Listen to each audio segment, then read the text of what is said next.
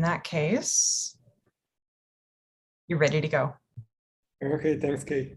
Welcome back, everyone, to the second part of the quantum crypto session. And we're going to continue in the same format. We're going to have the 5 minutes talk back to back, and then at the end, we'll use the remaining time for questions. Okay, so our first talk is going to be about round-efficient secure multi-party quantum computation with identifiable abort by Ba-Alon, Hao Chang, Kai-Ming Chang, Mi-Hing Wang, Yi Li, Yu Qing, Shen. And Yi will be giving the talk, right? Yi, are you around? Yes. Okay, great. So go ahead and share your screen. Well, give me just one moment. All right. Can everyone see my screen? Yes, perfect. Okay, cool. So let's start, shall we? All right. So my name is Yi, and today we'll be talking about round-efficient secure multi-party quantum computation with identifiable abort. And so this is a joint work with my advisor Kai-Min and with my friends and colleagues Bar, Hao, Mi-Ying, and Yuxing. So let's start with multi-party quantum computations. So here we have n parties, and the goal is for them to jointly compute a quantum circuit, which takes n input. So it takes one input from everyone, and it also has n outputs. So it has one output for everybody. So at the beginning of the protocol, everyone holds their own private input. And then the party runs some protocols, so they exchange some messages that can either be quantum or classical. And then at the end of the interaction, the end of computation, everybody receives their own output. So a common security notion we have is called security with abort. So roughly speaking, just intuitively speaking, it means that everyone learns only their own output unless the protocol aborts, in which case the honest party don't learn anything. And this security notion was achieved by Dupont, Nielsen, and Saville in their work in 2012, as well as in this more recent work by Dulett, Brillo, Jeffrey, Mahens, and Schaffner. But well, this security notion, it is good, but it has one obvious weakness, is that the protocol may abort. Particularly, it allows the adversary to abort the protocol whenever it feels like, and when that happens, we call it a denial of service attack. So it's a known fact that this kind of attack cannot be prevented when we have a dishonest majority. And when it does happen, like I mentioned, the honest parties will get no output. But because we are under a quantum setting, there's a extra issue with this attack, which is that the quantum inputs will be consumed and lost because due to a no cloning theorem when this attack happens. So even though we know that this attack cannot, like I mentioned, it cannot be prevented, we still want to ask, is there anything we can do about this situation? So it turns out the answer is yes, and this is because there's this other security notion called security with identifiable abort. Roughly speaking, this security notion means that when the protocol aborts, then at least everybody knows who to blame for the protocol aborting. So this security notion was introduced by Ishai, Ostrovsky, and Zikas back in 2014, and is in the classical setting, it was satisfied by the GMW protocol. And the reason why it's satisfied is because they use broadcast and ZK proofs. So the honest party can always prove to everyone that they did what they're supposed to do. But unfortunately, under a quantum setting, we do not have broadcast because you cannot clone a quantum state. So you cannot broadcast a quantum state. And because of that, it is actually unclear how to achieve identifiable abort from the existing constructions that I mentioned earlier. And in fact, I can also give you another reason right now why it is difficult. Just as a quick example, let's pretend that these parties are running one of these protocols, and let's say P2 is supposed to send a quantum message to P1 in one of the steps. But then let's say P1 here just says that, oh, I received nothing, or maybe P1 here says that I received garbage or something like that. So he just accuses P2 of being malicious. And in that case, because something is wrong, this protocol would normally abort. But then, so here, because we are bored, we need to catch a cheater. But then from the perspective of P3, he would actually not know which of these two is malicious, because there are two potential situations. The first situation is that P2 were in fact malicious, and he actually withholds a message. Or the other possible situation is that the malicious person could be P1, who just falsely accused of P2 of not sending a message. And these two situations are indistinguishable from the point of view of P3. So here we actually do not have identifiable abort. So it seems like that even when we are just sending a quantum message, we already run into issues. So a priori, it almost seems like there might be some fundamental barriers with achieving identifiable abort under a quantum setting. But fortunately, I guess we're able to overcome this barrier. So here's the and as well as other challenges that I am able to mention the full version of this talk, but unfortunately not in this 5-minute version. But anyways, so our main contribution is that we construct a protocol for computing any multi-party quantum circuit with identifiable abort. And the primitives we use are, first, we use a classical multi-party computation with identifiable abort. And two, we use a verifiable quantum full homomorphic encryption scheme, which was proposed and constructed by Electric et al.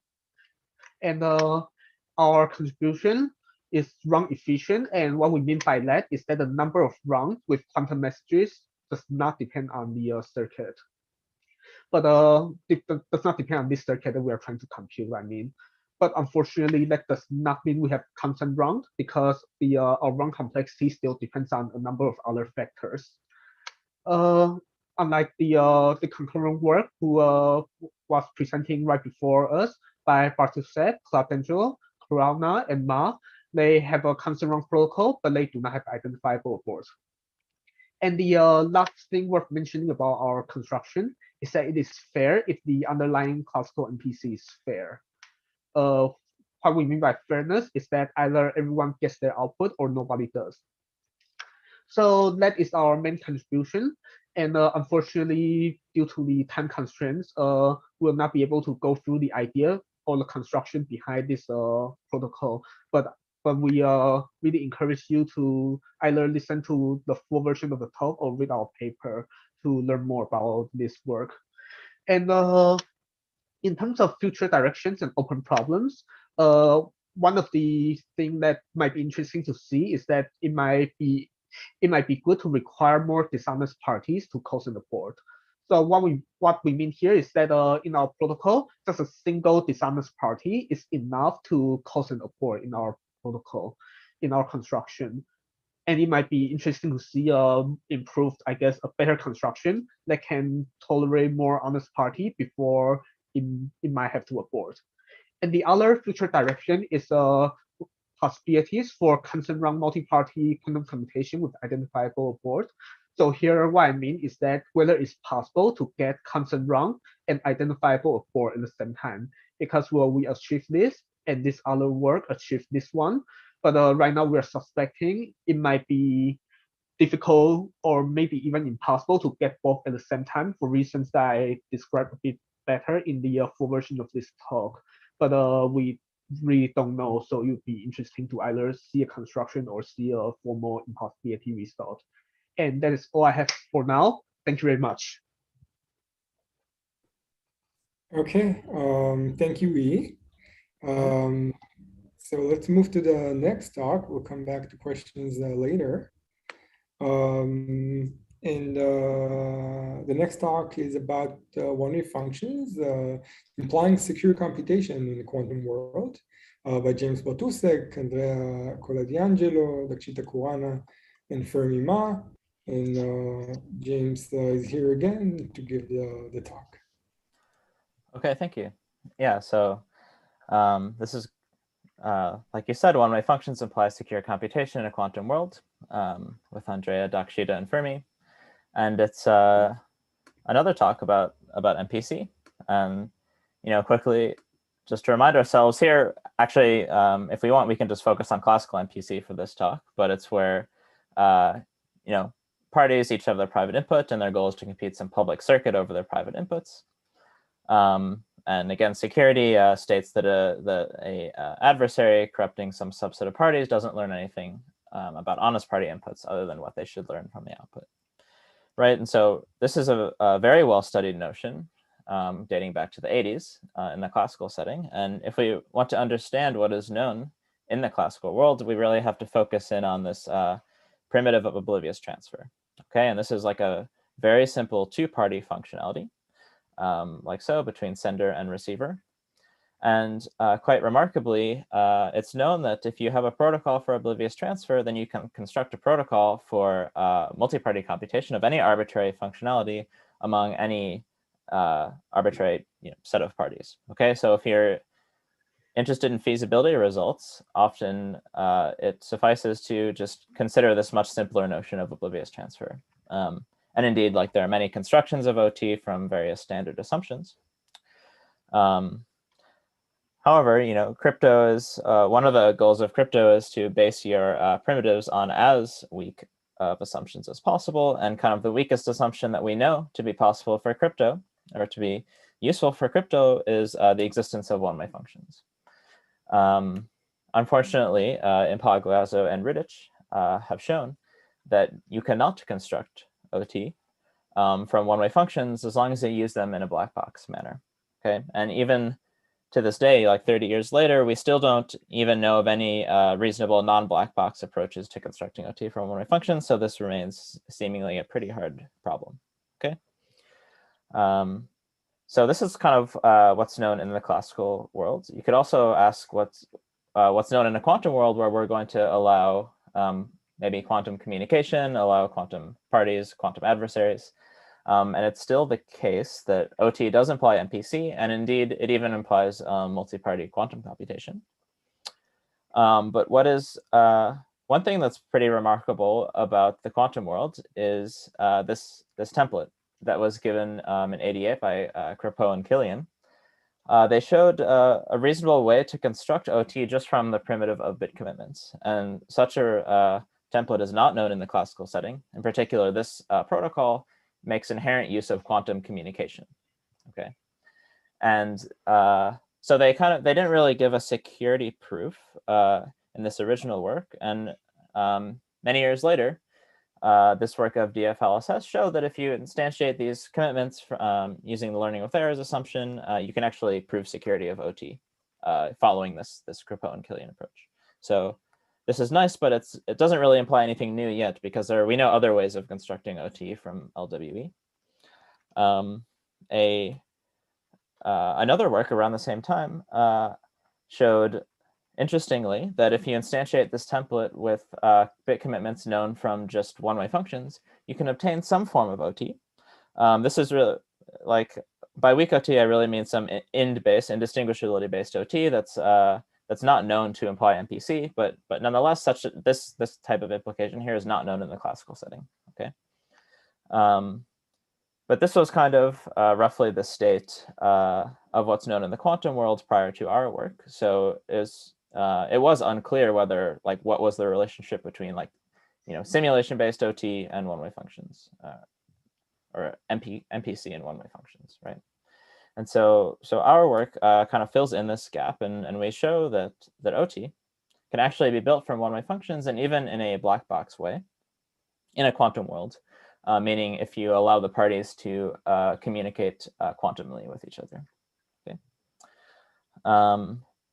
So, like, this is our main result, and I can now just briefly get into, like, how we construct this. I mean, the main route we take is showing that this primitive of extractable and equivocal bit commitments implies simulation secure OT via this Crypto and Killian template. So this implication was already essentially known and formalized in this work of DFLSS. So our main contribution is how can we construct such extractable and equivocal commitments just assuming one-way functions, okay? And to do this, we start with Nauer's commitment, which is some regular computationally hiding statistically binding commitment. And it just assumes the existence of one-way functions. What we do is we show that such commitments imply equivocal commitments. And this is via a generic black box post-quantum equivocality compiler that we construct, which basically shows how to take any commitment scheme and make it equivocal in a very generic and post-quantum manner. Okay. Next, we show that actually we can construct extractable commitments from equivocal commitments by going through this Kropotkin template. So if we additionally assume quantum communication, you can obtain extractability. And this kind of uses this this template for OT and kind of changes, basically massages it a bit to really give a template for commitments. Okay. So at this point, we have an extractable commitment. The last step is just to apply our equivocality compiler again to show how to get extractable and equivocal commitments from our extractable commitments. And this is kind of the high-level roadmap of how our result goes. So that's all I wanted to say, and happy to take questions after the last talk. So thank you. Okay, thanks a lot, James. Great results, indeed. Okay, let's now move to the last talk of the session about the impossibility of quantum virtual black box obfuscation classical circuits by Goyan Nalagic, Zvika Vlakelski, Yvke Dulak, and Christian Schaffner. And Goyan is going to be giving the talk. Okay, great, thanks. Can you see and hear everything? Yes. Okay, yes. Great. Okay, so right, so I'll be talking about this joint work with Zvika, Yvke, and Chris on the impossibility of quantum VBB obfuscation. And so just to remind you, oh, 1 second here. Right, so what's program obfuscation? So, an obfuscator is some kind of algorithm which converts programs into programs. So for example, this input program here might be obfuscated as this one here. And the requirement is that this obfuscated program should be functionally equivalent to the initial program. So it should still print hello world. It should still be efficient, but in some sense, it should be difficult to understand. And for the purposes of this work, hard to understand will mean that it behaves essentially like a black box. So even though the holder of this obfuscated circuit can look at the individual gates, decompose the program, do all sorts of stuff with it, in the end, in some well-defined sense, it should be no more useful than an oracle, which simply accepts an input and then produces the output. So it's been known for some time that VBB obfuscators are quite powerful. They have a kind of a wide range of applications, both inside and outside cryptography. Unfortunately, it's also been known since 2001 that there are classes of unobfuscatable functions. So there's no general obfuscator, at least in the classical world. So how does this proof work, kind of at a very high level? So the first step is to construct some programs so that if you run one of these programs on itself, it will output some special secret, and otherwise it will return just always a reject symbol. So now it's clear that any algorithm that only gets oracle access to such a program will just always get rejected. Whereas an algorithm that gets a circuit, kind of any circuit for this program, no matter how obfuscated, can just make a copy of that circuit, feed it into itself, and then get this special secret out. Okay, so indeed, this algorithm is able to do something that one cannot with purely oracle access. And one can make sense of this idea of running a circuit on itself, for example, using FHE. So what about with quantum mechanics? So, quantum mechanics, as we know, sometimes enables more powerful cryptography. Maybe it can help with obfuscation. And indeed, when you look at the proof that I described in the previous slide, there's kind of a clear step in the proof that would violate the quantum no cloning theorem if the obfuscated program itself is allowed to be a quantum state. Okay, so this crucial copying step would no longer be possible, and now the algorithm can't extract the special secret. And you might conjecture that, the reason this is the case is because, quantum mechanics perhaps can give us virtual black box obfuscation. And this was a question posed by Scott Aronson in 2005 and has remained open since then.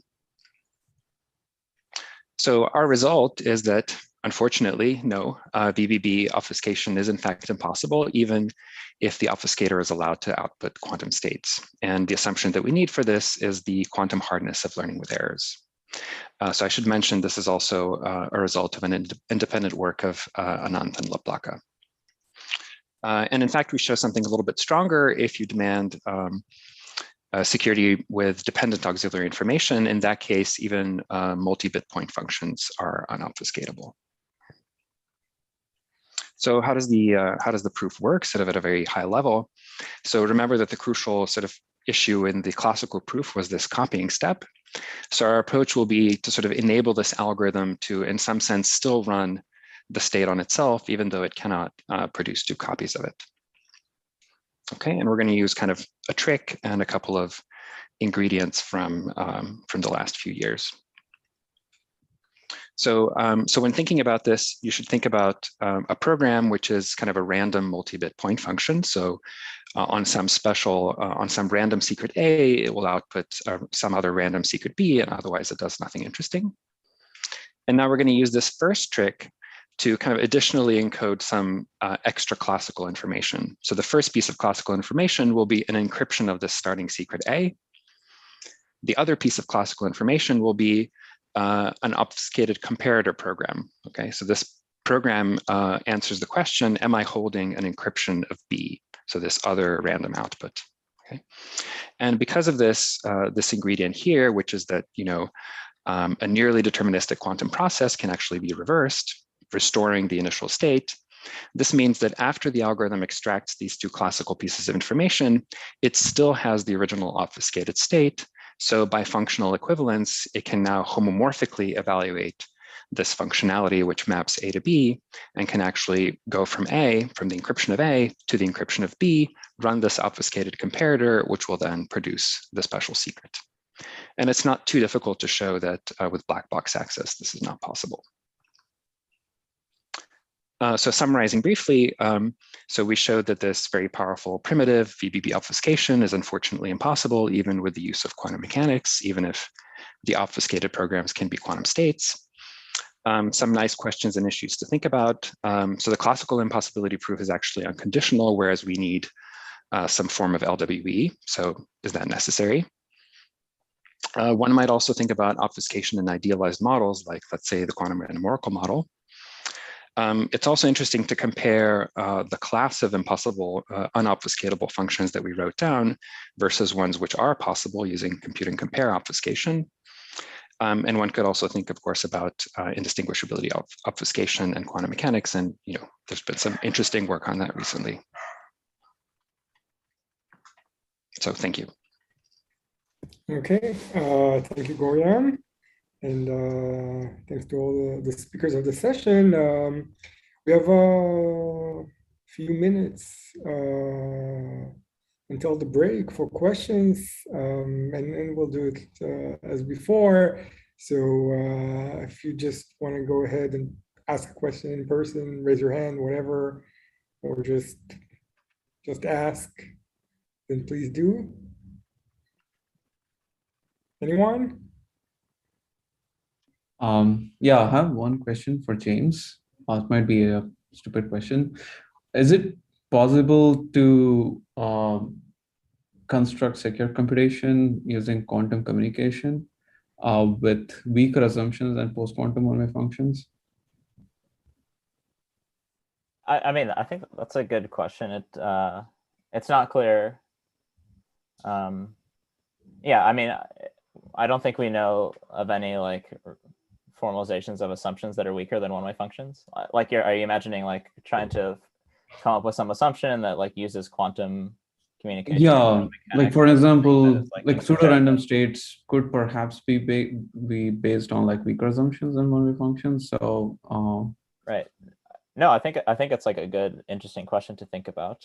I don't know of any like concrete like basically assumptions to try to build this from, but like it might be, I think it is interesting to think about. Yeah. Yes. Thanks. Can I ask a follow-up question? So you're saying that we don't know that like classical OT, but with like the classical OT functionality, but with quantum communication imply one-way functions? Exactly. Yeah, we don't know something like that, right? Because yeah, there's like you have a quantum transcript. I see, but do we know that it requires any sort of computational hardness? I think that. Yes, like basically, well, for example, we know that like information theoretically secure like commitments are impossible, Right. even with quantum communication, and yeah, it's known that even against like specious adversaries as well, and this also carries over to secure computation.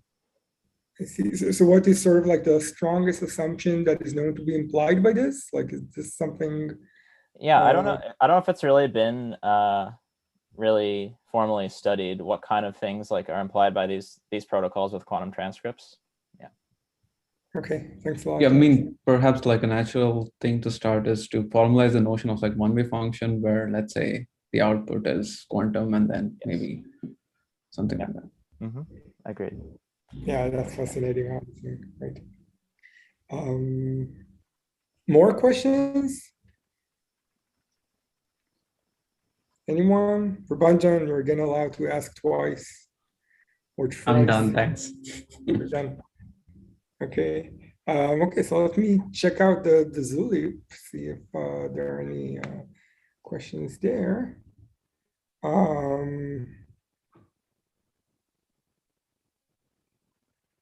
Okay. You see there are some that have been answered. Okay. So nothing new. Okay, so last call. One question, perhaps a naive one. Yes, please, Chris. For the VBB obfuscation paper, you were considering just classical circuits, is that right? And probably a naive question, but does this carry over to classical Turing machines as well? Is it easy to see? I don't see any problems with carrying it over to Turing machines.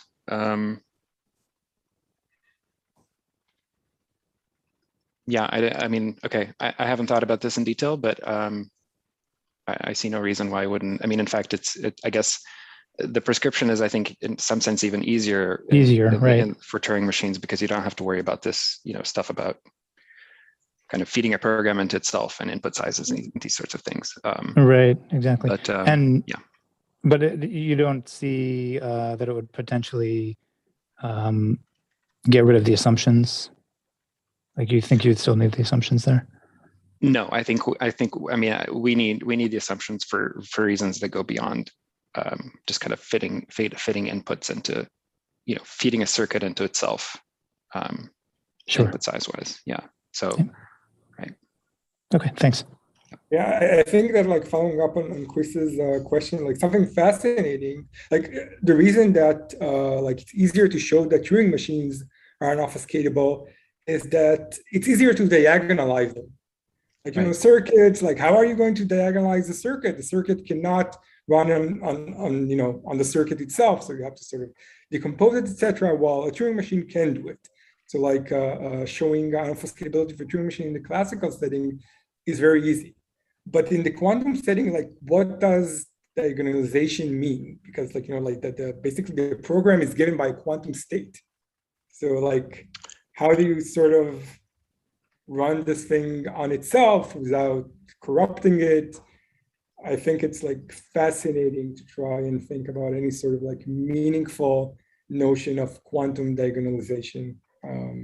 Yeah. Right. I mean, the way that we kind of get around all of those issues, at least in the case of obfuscating circuits, is we homomorphically evaluate. I mean, when you even talk about obfuscating a program into a state, you have to fix some global algorithm that's going to be used to interpret these states. And that's actually the thing that we homomorphically evaluate. So we tell the user, we'll encrypt this quantum state, put it next to the interpreter, right. Homomorphically evaluate that. So we kind of get around all of that. But yeah, it's a good question for Turing machines, whether something simpler can be done. Anyone Can I else? ask another quick question? Like I mean, I probably don't know the literature, Evgeny. So in the classical model, if I recall, there are this impossibility of obfuscation in random oracle, I think even generic group model, even some constant degree multilinear maps, if I remember. So you mentioned this is all open in quantum. So I assume you thought about your tricks currently. They're like fundamentally stuck for different reasons, or you just maybe didn't spend enough time? So I mean, I was purely talking about VBB stuff. Yeah. I mean, VBB, yeah. Okay, So- sure. So I think that the thing that we haven't kind of carefully thought about is the idealized models question. So like, for example, with random oracles. And I guess the issue there is that, you know, as I just said, you know, we're asking for homomorphic evaluation of the kind of interpreter algorithm. And so kind of if executing the interpreter, if the instructions for using the obfuscated state say, you know, do some quantum computations, then make a query to the random oracle, and then continue, well, okay, how do you homomorphically evaluate that?